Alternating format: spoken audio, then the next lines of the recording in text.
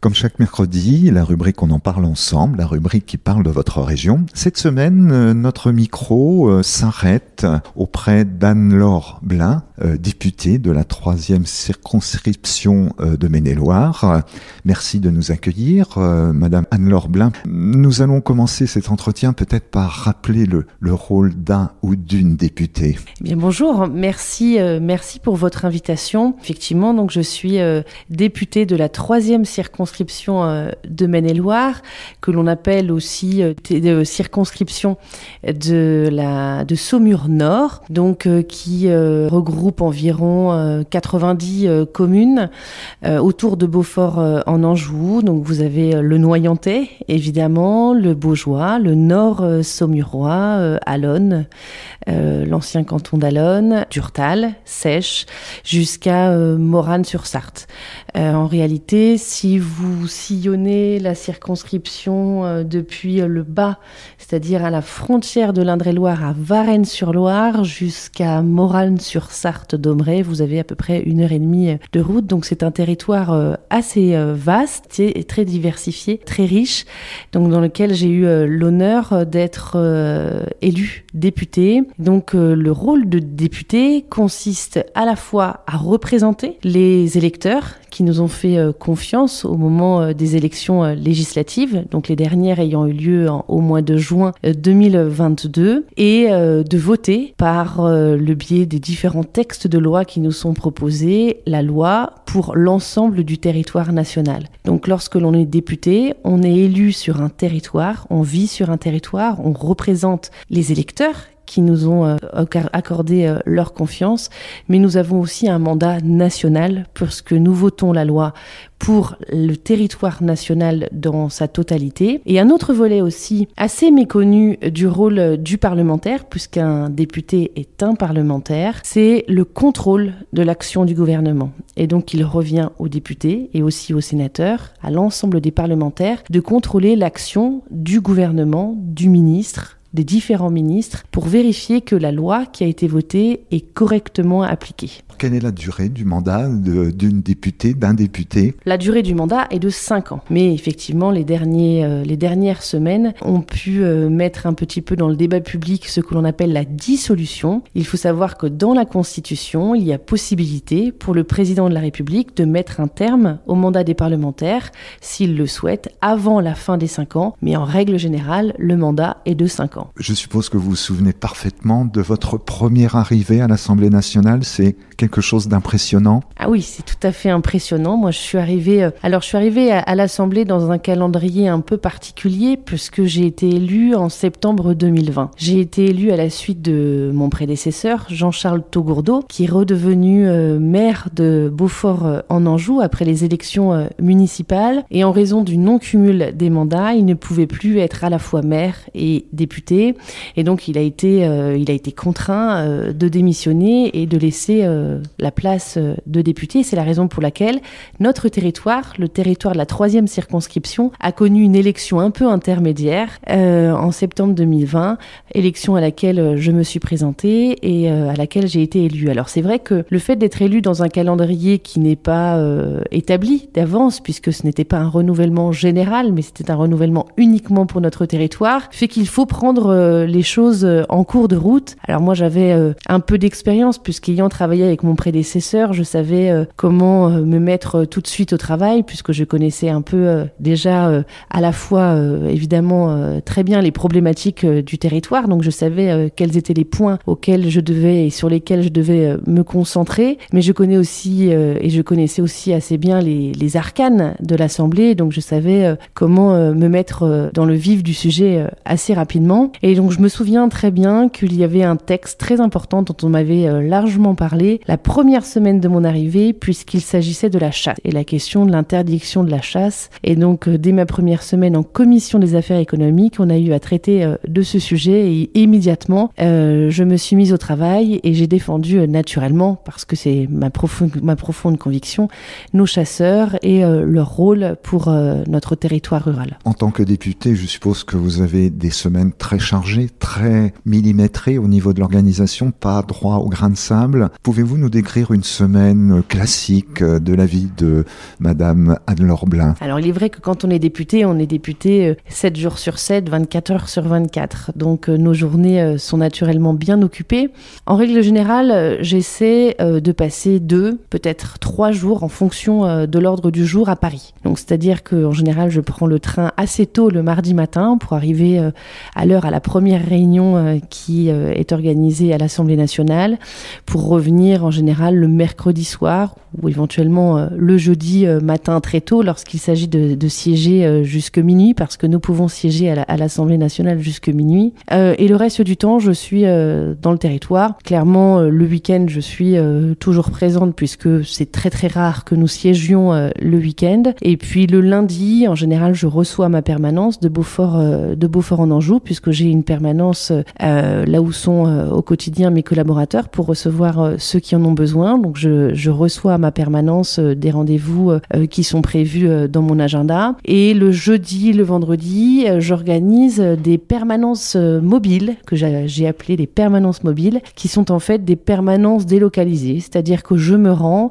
chaque semaine, à peu près 2 jours par semaine, dans nos villages, dans les mairies, où je suis accueillie par les élus qui me mettent à disposition une petite salle dans leur commune, de manière à recevoir les gens au plus près de chez eux, de manière à ce que, effectivement, en matière de transport, ce soit plus facile pour eux et qu'ils puissent me rencontrer en toute simplicité, en toute proximité. Et à ce moment-là, je reçois sans rendez-vous, ou parfois avec rendez-vous quand les gens se sont annoncés auprès de mes collaborateurs, et je discute avec eux des différents sujets qui les préoccupent, qui peuvent être très diversifiés. Et en tout cas, j'essaie à ce moment-là aussi d'aller rendre visite à nos forces vives, aller dans les magasins, dans les commerces qui sont dans nos villages, aller dans les exploitations agricoles, les différentes entreprises, ce qui me permet de venir et de revenir et à chaque fois de découvrir de nouveaux talents et de nouvelles pépites dans notre territoire. Quels sont les sujets des gens qui viennent vous voir? Quelles sont leurs préoccupations premières, sans rentrer dans les indiscrétions? Mais les sujets dont on me parle sont des sujets de préoccupation du quotidien, je dirais, parce que très souvent, lorsque l'on vient trouver son député, on ne sait plus véritablement comment faire. Et donc, ce sont des sujets qui peuvent toucher au quotidien, donc comme je vous le disais, sur des sujets d'inflation, sur des sujets de budget familial, des sujets ces derniers temps, énormément de sujets en rapport avec l'énergie, qui d'ailleurs a trait pas seulement aux particuliers, mais aussi aux entreprises. Des sujets aussi plus personnels, parfois, en matière de protection d'enfance, d'accueil du handicap dans les familles, voilà, des sujets de scolarisation aussi d'enfants dans nos territoires, de fermeture de classes, de dossiers aussi agricoles, de renouvellement des générations, de transmission d'entreprises, des problématiques vraiment du quotidien dont on vient parler aux députés pour essayer de trouver une solution, soit parce qu'on se retrouve confronté à des difficultés au regard de la complexité administrative et donc on a besoin que le député fasse une intervention sur tel ou tel dossier auprès de telle et telle administration, ou alors pour mettre en évidence des incohérences de la loi qui existe et donc sur lesquelles on pourrait, ou le député pourrait œuvrer pour assainir un peu la situation et essayer de l'améliorer. Voilà, donc ce sont vraiment des sujets qui préoccupent les uns et les autres, dont on parle en toute simplicité. Alors je suppose que de répondre à toutes ces demandes, c'est chronophage, ça demande beaucoup de temps ensuite pour traiter chaque dossier. Oui, c'est un investissement de tous les instants, du député évidemment, qui est particulièrement à l'écoute parce que l'objectif aussi quand on est député, c'est d'accompagner ceux qui en ont besoin. Et donc effectivement, ça prend beaucoup de temps, ça demande beaucoup d'écoute, beaucoup d'attention, beaucoup de compréhension aussi parce que naturellement, on ne connaît pas nécessairement tous les sujets, donc ça demande d'être attentif à ce que l'on nous explique, mais ça demande aussi de la part de nos collaborateurs aussi un vrai travail ne peut se faire qu'avec une équipe qui est dynamique et énergique à nos côtés. Et donc moi, j'ai plusieurs collaborateurs qui m'aident évidemment à faire du mieux possible et à s'occuper de tous les dossiers que nous pouvons recevoir. Qu'est-ce qui vous a motivé à choisir une carrière politique? C'est une question de famille, c'est la formation, c'est les études? Et comment êtes-vous arrivé en Maine-et-Loire, sans indiscrétion? Alors une carrière, vous nous parlez de carrière, mais c'est pas une carrière, c'est une mission qu'à un moment donné, finalement, on exerce parce que on nous fait confiance. Moi, depuis, je dirais pas depuis mon tout jeune âge, mais en tout cas depuis que j'ai l'âge d'avoir une conscience politique, on pourrait dire, j'ai envie d'agir. Voilà, j'aime être dans l'action, j'aime faire, j'aime m'engager. Au fur et à mesure, notamment de mon cursus universitaire, j'ai un esprit politique qui s'est développé, un certain nombre de rencontres aussi qui nous font rentrer dans ce monde un peu étrange qu'est la politique, qui est pas forcément facile à appréhender, mais c'est absolument pas par un environnement familial parce que aucun membre de ma famille est engagé en politique. Et puis aujourd'hui, je suis députée, mais il y a encore quelque temps, je ne l'aurais pas imaginé. La loi sur le non-cumul a contraint Jean-Charles Taugourdeau à démissionner. Tout cela n'était pas écrit, c'est-à-dire que les circonstances ont fait que je me suis présentée à cette élection, mais rien n'était prévu d'avance. Et mon envie d'agir, mon envie